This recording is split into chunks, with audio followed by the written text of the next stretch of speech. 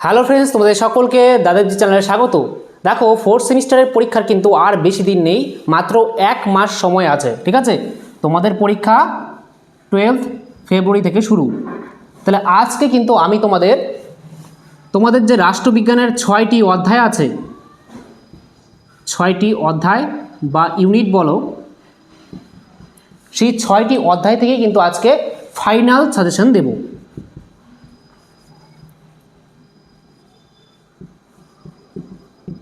ঠিক আছে, আজকে তোমাদের ফাইনাল সাজেশন কিন্তু আমি দিয়ে দিব। তোমরা কিন্তু এই যে আমি 2 মার্কসের, 4 মার্কসের এবং 6 মার্কসের যেই কোশ্চেনগুলো দেব, তোমরা কিন্তু এই 1 মাস তোমরা শুধু এই প্রশ্নগুলি কিন্তু পড়বে।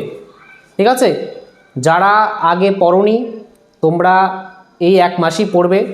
তাহলে কিন্তু তোমাদের জন্য বলবো 6 মার্কস এবং 4 মার্কস এই কোশ্চেনগুলিকে প্রথমে টার্গেট করো। এগুলি পড়লে কিন্তু এখান থেকেই তোমরা কমন পেয়ে যাবে। ঠিক আছে, আর 2 মার্কসের জন্য আমি বলছি না, 2 মার্কসের আনকমন আসতেও পারে, কিন্তু 2 মার্কসের যেগুলি দিয়েছি সেগুলি তোমরা পড়ো। ঠিক আছে, তাহলে তোমরা সাজেশনটি স্ক্রিনের মধ্যে দেখে নাও। তাহলে তোমরা স্ক্রিনের মধ্যে দেখতে পাচ্ছ যে class 12 fourth semester political science final suggestion 2026। দেখো, 2 মার্কসের কোশ্চেন তোমাদের কোন কোন অধ্যায় থেকে থাকছে। তোমাদের প্রথম অধ্যায়, দ্বিতীয় অধ্যায়, চতুর্থ অধ্যায়, পঞ্চম অধ্যায় এবং ষষ্ঠ অধ্যায় থেকে কিন্তু তোমাদের 2 মার্কসের কোশ্চেন আসবে। ঠিক আছে, আর প্রত্যেকটি অধ্যায় থেকে 2টি করে অল্টারনেটিভ থাকবে, তার মধ্যে যে কোনো একটা কোশ্চেন কিন্তু করতে হবে তোমাদের পরীক্ষায়। তাহলে দেখো যে প্রথম অধ্যায় থেকে কোন কোন 2 মার্কসের কোশ্চেন তোমরা পড়বে। ফার্স্ট দেখো যে রাষ্ট্র সম্পর্কে মার্ক্সবাদীদের মতামত কি লেখো, বা অর দিয়ে মার্ক্সবাদীদের মতে রাষ্ট্র কি, দুটার উত্তর কিন্তু সেম। তারপরে মার্ক্সবাদের সংজ্ঞা দাও, অর দিয়ে মার্ক্সবাদের মূল বক্তব্য কি, উত্তর কিন্তু সেম। তারপরে প্রশ্ন দেখো যে আদর্শবাদের সংজ্ঞা দাও, অর দিয়ে আদর্শবাদী তত্ত্বের মূল বক্তব্য কি, এটার উত্তর সেম। অর্থাৎ অর দিয়ে যেগুলি আমি দেব প্রশ্ন, সেগুলি কিন্তু উত্তর সেম হবে। ঠিক আছে, তারপরে দেখো 4 নম্বর প্রশ্ন যে বাস্তববাদের সংজ্ঞা দাও, অর দিয়ে বাস্তববাদের মূল বক্তব্য কি। ঠিক আছে, আমি এভাবে সবগুলি পড়ছি না, তাহলে কিন্তু অনেক সময় লাগবে। আমি সবগুলি দেখিয়ে দিচ্ছি তোমাদের, তোমরা কিন্তু লিখে নাও। আর লাস্টে আমি এর পিডিএফটা দিয়ে দিব। তাহলে আমি আর এখন বলছি না, আমি কিন্তু স্ক্রল করছি, তোমরা কিন্তু এক এক করে দেখে নাও। ঠিক আছে, প্রথম অধ্যায়ের শেষ। এবার দ্বিতীয় অধ্যায় থেকে তোমরা কোন কোন 2 মার্কসের কোশ্চেন পড়বে দেখে নাও। যে ইউরোপীয় ইউনিয়নের সবুজ চুক্তি কী, ইউরোপীয় ইউনিয়ন কবে কেন গঠিত হয়, মাস্ট্রিক চুক্তি কী, মিলন চুক্তি কী, ইউরোপীয় ইউনিয়নের সদস্য সংখ্যা কত এবং এর সদর দপ্তর কোথায় অবস্থিত। ঠিক আছে, এইভাবে সবগুলি দেখে নাও। তাহলে এই হয়ে গেল দ্বিতীয় অধ্যায়। এবার দেখো চতুর্থ অধ্যায়, তোমাদের চতুর্থ অধ্যায় থেকেও 2 মার্কসের কোশ্চেন আসবে। তাহলে এই অধ্যায় থেকে কোন কোন 2 মার্কসের কোশ্চেন তোমরা পড়বে। যে কেন্দ্রীয় মন্ত্রী পরিষদের কাজ লেখো, বা মন্ত্রী পরিষদের কাজ লেখো, একই উত্তর। তারপরে 2 নম্বর প্রশ্ন দেখো যে আইএএস এর পূর্ণরূপ লেখো, অর্থাৎ ইন্ডিয়ান অ্যাডমিনিস্ট্রেটিভ সার্ভিস, তোমরা জানো। তারপরে মন্ত্রিসভার যৌথ দায়িত্বশীলতা বলতে কী বোঝায়, অনাস্থা প্রস্তাব কী, ইমপিচমেন্ট কী, ভারতের রাষ্ট্রপতির যোগ্যতা উল্লেখ করো। এভাবে সবগুলি প্রশ্ন কিন্তু তোমরা দেখে নাও। ঠিক আছে, আমি বলছি না, তাহলে কিন্তু অনেক সময় লেগে যাবে, তোমরা দেখে নাও। আমি সবগুলি দেখিয়ে দিচ্ছি তোমাদের। তারপরে রাজ্য বলে স্বেচ্ছাধীন ক্ষমতা বলতে কী বোঝো। ঠিক আছে, এগুলি সবগুলি কিন্তু ইম্পর্টেন্ট, একটা প্রশ্নও কিন্তু বাদ দেওয়ার মতো না, সবগুলি পড়বে।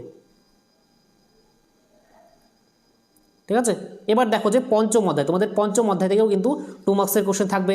তাহলে তোমাদের পঞ্চম অধ্যায় থেকে দেখো কোন কোন কোশ্চেন তোমরা পড়বে 2 মার্কসের। যে নাগরিক সমাজ অর্থাৎ সিভিল সোসাইটি বলতে কী বোঝায়, নাগরিক সমাজের আন্দোলন বলতে কী বোঝায়, নাগরিক সমাজের আন্দোলনের 2টি বৈশিষ্ট্য উল্লেখ করো। ঠিক আছে, এইভাবে সবগুলি। নর্মদা বাঁচাও আন্দোলন কী, নর্মদা বাঁচাও আন্দোলনের 2জন নেতার নাম লেখো। এভাবে চিপকো আন্দোলন কী। ঠিক আছে, তোমরা দেখে নাও। এই হয়ে গেল পঞ্চম অধ্যায় থেকে 2 মার্কসের কোশ্চেন। এবার দেখো যে ষষ্ঠ অধ্যায়, ষষ্ঠ অধ্যায় থেকে কোন কোন 2 মার্কসের কোশ্চেন তোমরা পড়বে। ফার্স্ট দেখো যে গ্রাম সভা বলতে কী বোঝো, কলকাতা কর্পোরেশনের মেয়রের 2টি কাজ উল্লেখ করো। তারপরে স্বপরিষদ মেয়র কাদের নিয়ে গঠিত হয়, 42তম সংবিধান সংশোধনী কবে হয়েছিল, আর এই সংশোধন বিশেষভাবে স্মরণীয় কেন। ঠিক আছে, তারপরে দেখো মেয়রকে, তাকে কারা নির্বাচন করেন, গ্রাম সংসদের 2টি কাজ লেখো। সবগুলি তোমরা দেখে নাও। ঠিক আছে, তারপরে ওয়ার্ড কমিটি কি। ঠিক আছে, এগুলি সবগুলি দেখে নাও। তাহলে এই 2 মার্কসের কোশ্চেনগুলো তোমরা দেখলে। এবার দেখো যে তোমাদের পরীক্ষায় কিন্তু 4 নম্বরের 3টি প্রশ্নের উত্তর করতে হবে।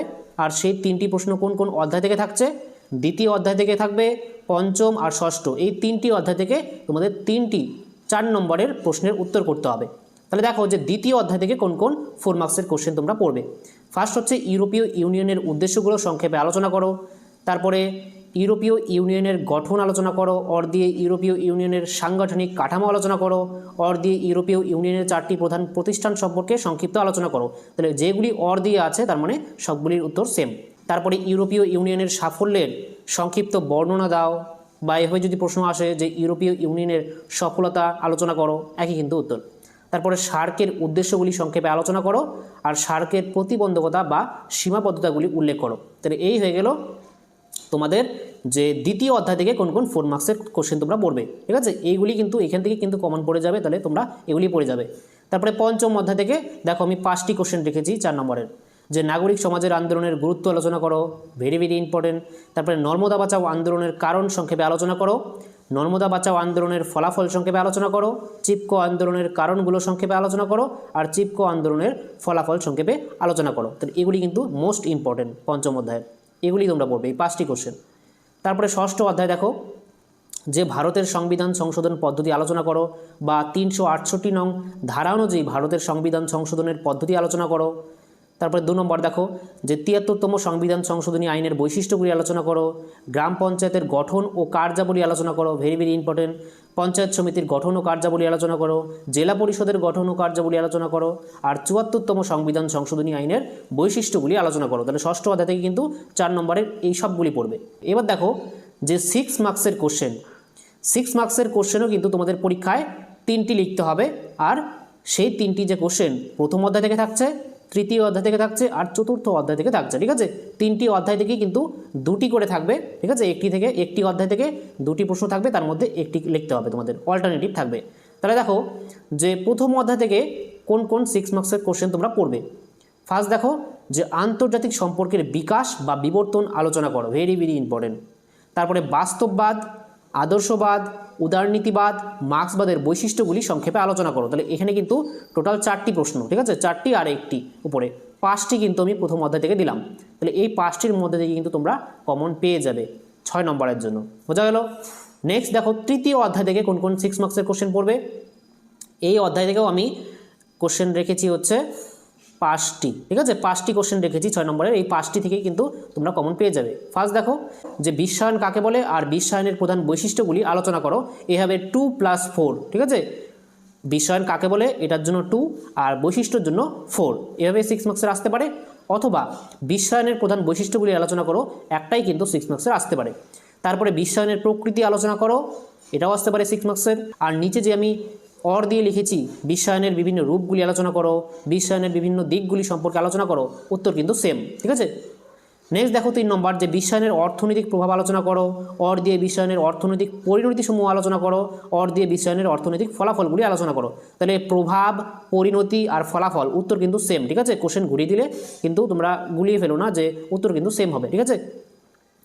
4 নম্বর দেখো, যে বিশ্বায়নের রাজনৈতিক প্রভাব আলোচনা করো, অর দিয়ে বিশ্বায়নের রাজনৈতিক পরিণতিসমূহ আলোচনা করো, অর দিয়ে বিশ্বায়নের রাজনৈতিক ফলাফলগুলি আলোচনা করো। তাহলে প্রভাব, পরিণতি আর ফলাফল উত্তর কিন্তু সেম হবে।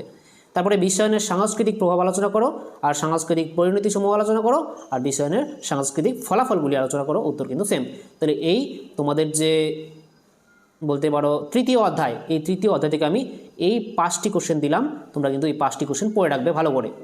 তারপরে চতুর্থ অধ্যায় থেকে দেখো যে কোন কোন 6 মার্কসের কোশ্চেন তোমরা পড়বে। ফার্স্ট হচ্ছে ভারতের রাষ্ট্রপতির ক্ষমতা ও কার্যাবলী আলোচনা করো।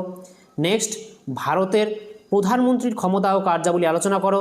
তারপরে রাজ্যপালের ক্ষমতা ও পদমর্যাদা আলোচনা করো। স্থায়ী কার্যনির্বাহী হিসেবে আমলাতন্ত্রের ক্ষমতা ও কার্যাবলী আলোচনা করো। তারপরে এটা হয়ে গেল শাসন বিভাগ, ঠিক আছে। আমি কিন্তু তোমাদের এই যে তোমাদের যে বলতে পারো এটা চতুর্থ অধ্যায়, এই চতুর্থ অধ্যায়ে কিন্তু তোমাদের ভারতের যে সরকারের যে বিভাগটা আছে, 3টা বিভাগ আছে, একটা শাসন বিভাগ, একটা আইন বিভাগ, একটা বিচার বিভাগ। তাহলে আমি কিন্তু তোমাদের শাসন বিভাগ আর বিচার বিভাগ, এই 2টি বিভাগ থেকে কিন্তু আমি 6 মার্কসের কোশ্চেন এখানে লিখিয়ে দিলাম, ঠিক আছে। তোমরা এই 2টি বিভাগ থেকেই পড়বে, কমন পড়ে যাবে এখান থেকেই। আরেকটি যে বিভাগ আছে আইন বিভাগ, সেটা না পড়লেও হয়ে যাবে, ঠিক আছে। তাহলে আমি সেটা কিন্তু বাদ দিয়েছি। তাহলে দেখো, তাহলে 4 নম্বর প্রশ্ন দেখো, যে স্থায়ী কার্যনির্বাহী হিসেবে আমলাতন্ত্রের ক্ষমতা ও কার্যাবলী আলোচনা করো। এটা হয়ে গেল 4টা, যে বললাম 1, 2, 3, 4 এটা কিন্তু শাসন বিভাগ থেকে। এবার 5 থেকে 8 পর্যন্ত এটা কিন্তু আর কি বিচার বিভাগ থেকে, ঠিক আছে।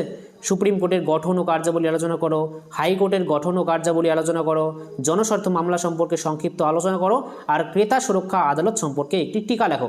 তাহলে এই 4টি নিচের 4টি হচ্ছে বিচার বিভাগ থেকে আর উপরের 4টি হচ্ছে শাসন বিভাগ থেকে। এই 8টি কোশ্চেন পড়লে তোমরা কিন্তু এখান থেকে কমন পেয়ে যাবে, তাহলে কোনো চিন্তার কারণ নেই, তোমরা কিন্তু এগুলি পড়বে। বোঝা গেল? তাহলে এই হয়ে গেল তোমাদের 6 মার্কসের সাজেশন। তাহলে টোটাল আমি তোমাদের সাজেশন দিয়ে দিলাম। আর একটা বিশেষ ঘোষণা, যে তোমরা যদি আমার পেইড হোয়াটসঅ্যাপ গ্রুপে যুক্ত হতে চাও, আমি কিন্তু একটা পেইড হোয়াটসঅ্যাপ গ্রুপ চালু করেছি, ঠিক আছে? যেহেতু তোমাদের পরীক্ষার আর বেশি সময় নেই, আর হাতে শুধু 1 মাস আছে, তাহলে মনে রাখবে যে আমি কিন্তু এই পেইড হোয়াটসঅ্যাপ গ্রুপে কিন্তু কমপ্লিট সিলেবাসের নোট দিয়ে দিয়েছি, 2 নম্বরের, 4 নম্বরের এবং 6 নম্বরের। তোমরা কিন্তু সেখানে রেডিমেড কোশ্চেন অ্যান্সার পেয়ে যাবে, যেগুলি সাজেশন দিলাম সেগুলিও পেয়ে যাবে। আর তোমাদের যদি কোনো ডাউট থাকে, বুঝতে অসুবিধা হয় নোটে, আমাকে কিন্তু তৎক্ষণাৎ মেসেজ করতে পারবে। তাহলে তোমরা যদি যুক্ত হতে চাও আমার এই পেইড হোয়াটসঅ্যাপ গ্রুপে, সামান্য মাত্র একটা ফিসে, ঠিক আছে, তাহলে কিন্তু তোমরা নিচে দেওয়া নম্বরে আমাকে হোয়াটসঅ্যাপ করতে পারো, 9339264299, ঠিক আছে? তাহলে এই নম্বরে আমাকে মেসেজ করতে পারো হোয়াটসঅ্যাপে, কোনো কল করবে না। তাহলে দেখা হচ্ছে পরবর্তী নতুন একটি ভিডিওতে, ততক্ষণের জন্য বাই।